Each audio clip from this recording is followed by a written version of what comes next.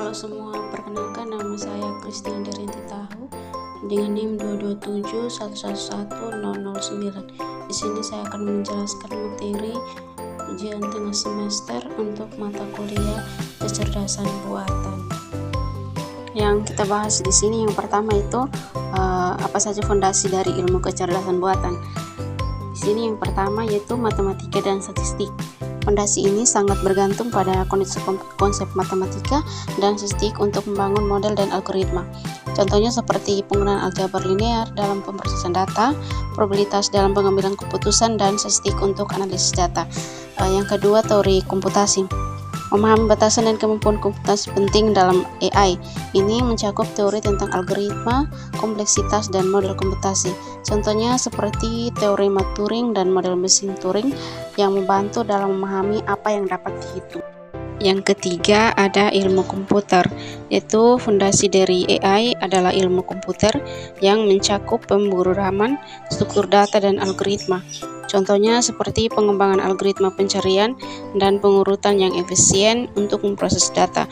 Yang keempat ada neuroscience, yaitu memahami cara kerja otak manusia dengan memberikan inspirasi untuk pengembangan model AI, terutama dalam pembelajaran mesin dan jaringan saraf. Contohnya seperti jaringan saraf tiruan yang meniru cara neuron berinteraksi dalam otak. Yang kelima ada psikologi kognitif.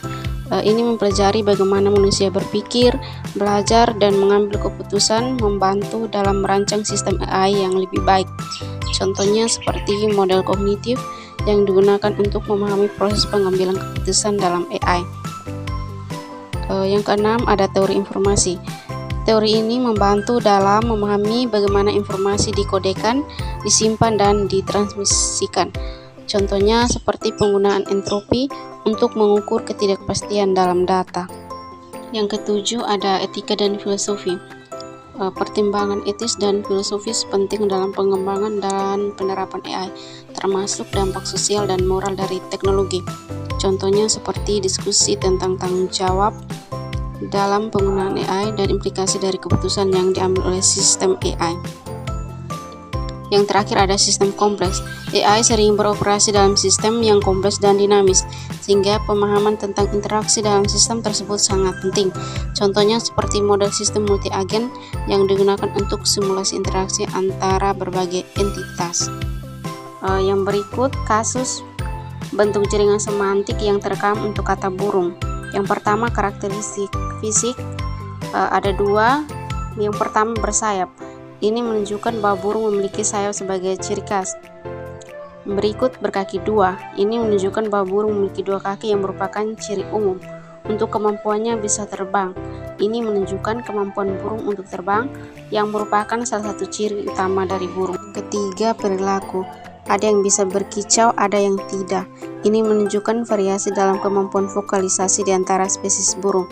Yang keempat, kebiasaan makan.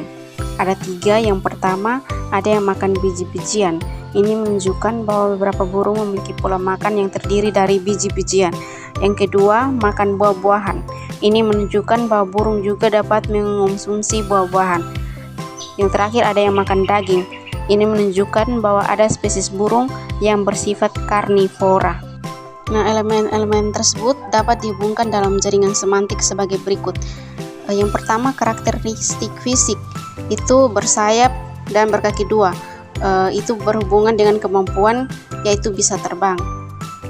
Yang kedua, kebiasaan makan, seperti makan biji-bijian, makan buah-buahan, dan ada yang makan daging. Ini menunjukkan variasi dalam pola makan burung.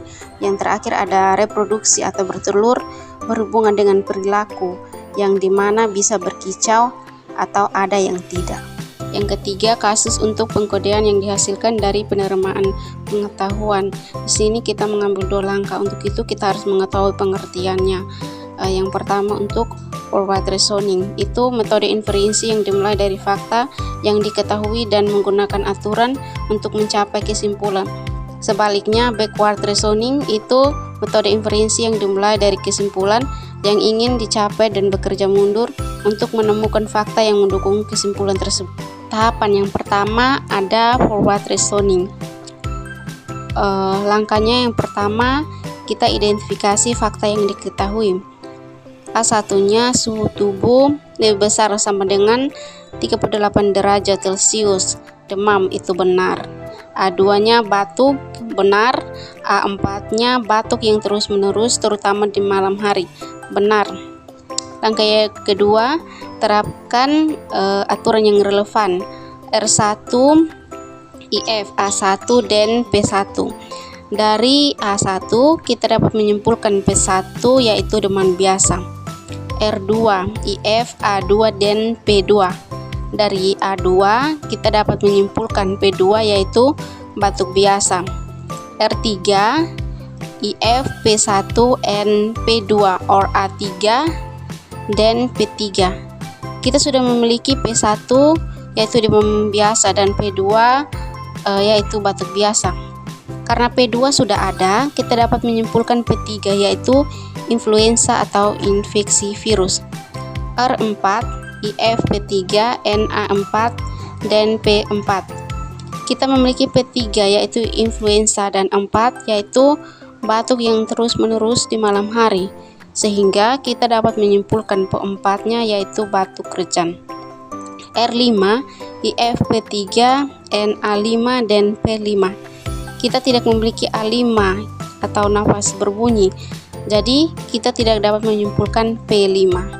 Dari langkah-langkah tersebut, kita dapat menyimpulkan bahwa pasien kemungkinan mengalami P4, yaitu batuk rejan.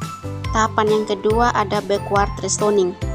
Langkah yang pertama, kita tentukan kesimpulan yang ingin dicapai. Kita ingin menentukan kemungkinan diagnosis, misalnya P4 yaitu batuk rejan. Langkah yang kedua, kita terapkan aturan yang relevan R4, IF, P3, dan A4 dan P4. Untuk mencapai P4, kita perlu P3 dan A4. Kita sudah memiliki A4 yaitu batuk yang terus-menerus di malam hari. Jadi kita perlu membuktikan P3. R3, IF, P1, and P2 or A3 dan P3. Untuk mencapai P3, kita perlu P1 dan P2 atau A3. Kita perlu membuktikan P1 dan P2. R1, IF, A1, dan P1. Dari A1, suhu tubuhnya lebih besar sama dengan 38 derajat Celcius. Kita dapat menyimpulkan P1 yaitu demam biasa. R2, IF, A2, dan P2. Dari A2 yaitu batuk, kita dapat menyimpulkan P2 yaitu batuk biasa. Langkah yang ketiga, kita verifikasi fakta. Kita sudah memiliki A1 dan A2, sehingga kita dapat menyimpulkan P1 dan P2. Dengan P1 dan P2, kita dapat menyimpulkan P3. Dengan P3 dan A4, kita dapat menyimpulkan P4.